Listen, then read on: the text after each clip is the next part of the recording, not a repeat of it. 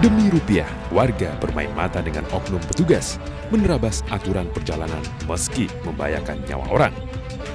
Harus antigen dulu, Pak? Harus antigen ya? Ya udah. Oh, pelan-pelan gitu. Kirain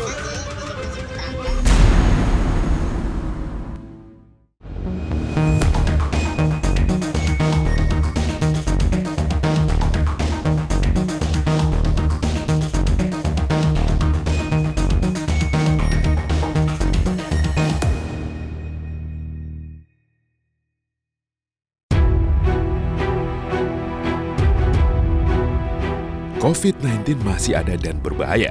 Untuk mencegah penyebarannya, Presiden Joko Widodo mengimbau masyarakat segera melakukan vaksin dosis pertama dan kedua, serta melengkapinya dengan vaksin booster atau dosis penguat. Hal penting lainnya di masa pandemi adalah vaksinasi. Yang belum mendapatkan vaksin, segeralah untuk divaksin. Yang sudah mendapatkan vaksin pertama, segera vaksin untuk yang kedua. Yang sudah 2 kali vaksin, segera cari vaksin ketiga, vaksin booster. Semuanya gratis, semuanya gratis. Meski seluruh vaksin yang disediakan pemerintah untuk masyarakat gratis, namun masih ada saja warga yang enggan menerima vaksin dengan alasan tertentu. Bahkan ada sebagian kalangan yang memanfaatkan jasa joki pembuatan sertifikat vaksin agar bisa memiliki sertifikat tanpa harus divaksin. Assalamualaikum warahmatullahi wabarakatuh. Saya Abdul Rahim. Saya telah melakukan vaksinasi 14 orang pengganti 14 orang pengganti vaksinasi. Adapun suntikan yang saya disuntikan 16 kali. Upah yang diberikan kepada saya itu antara 100 sampai 800 ribu. Sekian. Tentu saja hal ini menyalahi aturan yang ada dan berpotensi membahayakan nyawa warga lainnya. Jadi jangan bilang Anda tidak tahu, karena kami sudah memberitahukannya. Melalui penelusuran di lapangan, tim liputan iNews Files bertemu dengan salah seorang warga yang menggunakan jalan pintas demi mendapatkan sertifikat vaksin tanpa divaksin. Sebut saja namanya Victor. pertama nggak terlalu yakin sama zat yang terkandung dalam vaksinnya. Itu apakah halal atau haramnya gitu. Terus yang kedua sih ya sebenarnya agak-agak takut juga gitu. Kemarin pernah kena, terus kondisinya begitu, takutnya kalau dimasukin vaksin akan terulang seperti pernah kena COVID pertama. Bersama Victor, tim iNews Files mencoba membuat kartu atau sertifikat vaksin melalui seorang penghubung di luar sana. Hanya dengan bermodalkan foto KTP dan kartu keluarga yang dikirimkan melalui media sosial, Victor menghubungi pelaku pembuat sertifikat vaksin asli tapi palsu. Ya, awalnya tadi udah mau vaksin sebenarnya, ya dengan terpaksa sih. Cuman ketika ketemu sama orang, cerita sama orang, dia punya solusi, punya teman yang bisa bikin kartu vaksin aspal tadi.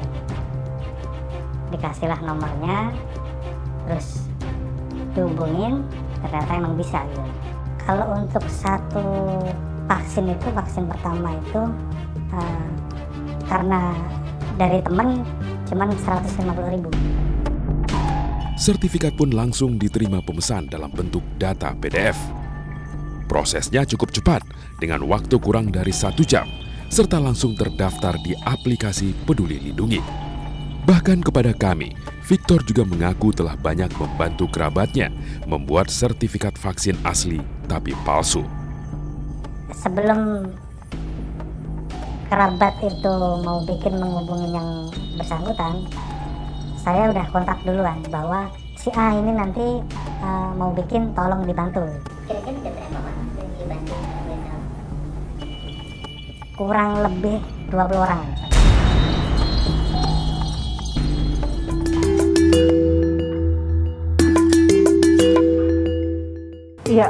Kalau kita bicara yang meretas, persoalan meretas aplikasi Peduli Lindungi ya, sampai saat ini belum ada. Kalau kita berbicara mengenai apakah seseorang itu misalnya, dia sebenarnya belum divaksin ya, tapi dia mendapatkan kartu vaksinasi. Nah itu artinya kembali ya, bahwa ini adalah human error. Karena tidak mungkin seseorang mendapatkan kartu vaksin di Peduli Lindungi kalau tidak ada orang yang mengentry datanya.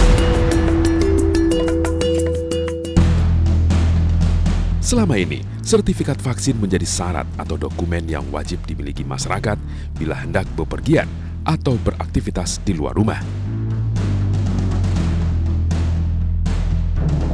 Selain sertifikat vaksin, surat keterangan hasil tes antigen pun menjadi syarat yang melekat untuk masyarakat bila hendak bepergian ke luar kota, baik menggunakan moda transportasi darat, laut maupun udara. Kami pun mencoba melakukan perjalanan menggunakan mobil ke Pelabuhan Merak, Banten, dengan tujuan menyeberang ke Pulau Sumatera tanpa dilengkapi surat keterangan hasil tes antigen maupun sertifikat vaksin. Perjalanan dari Jakarta kami tempuh kurang dari 3 jam hingga tiba di kawasan Pelabuhan Merak. Setibanya di lokasi pengecekan kendaraan, mobil kami dihentikan oleh petugas keamanan pelabuhan dan diminta untuk menepi. Belum Pak, beli. Belum Pak. Belum. Antigennya udah. Belum pakai juga belum. Kalau antigen dulu apa? Oh gitu ya. Harus antigen dulu ya Pak? Harus antigen ya? Oh, ya udah. Oh. Apa lagi dong? Kirain bisik-bisik tetangga. Bisa. Kanan aja kan. Sini kanan bisa. Oh ya udah. Tapi cepet kan yang enggak bisa bisik-bisik tetangga makanya. Kami pun menepikan kendaraan dan menuruti arahan petugas pelabuhan. Katanya suruh iya, tiga orang. 50. Kocak nggak boleh nih, 3. Kocak. Oh, ya udah. Aman. Jadi berapa? 80. Ya, 8 kali 3 berarti ya.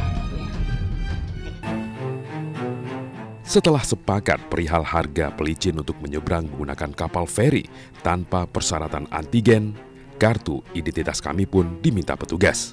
Berapa semuanya Bang? 690. Aman ya kita nggak periksa lagi ya antigennya gitu?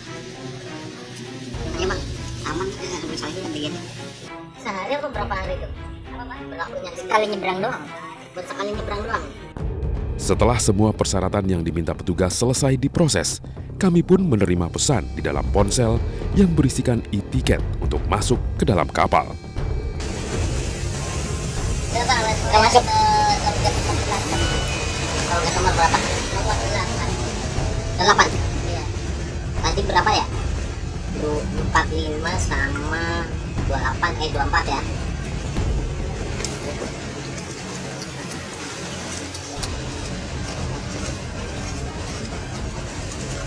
Sembilan ya.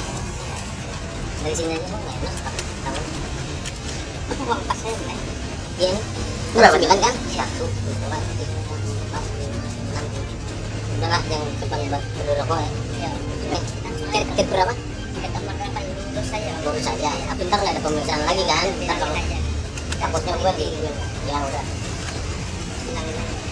Kasih ya. Selanjutnya, kami pun melenggang bebas masuk ke area penyeberangan kapal feri di Pelabuhan Merak.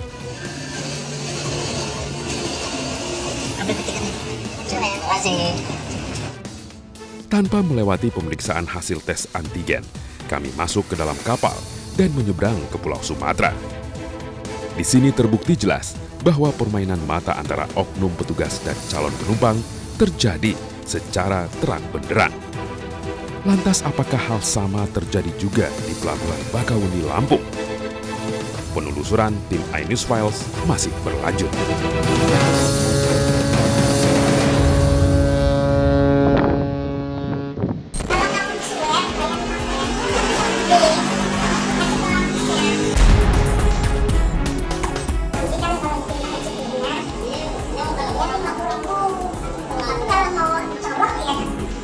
bayaran vaksin dulu.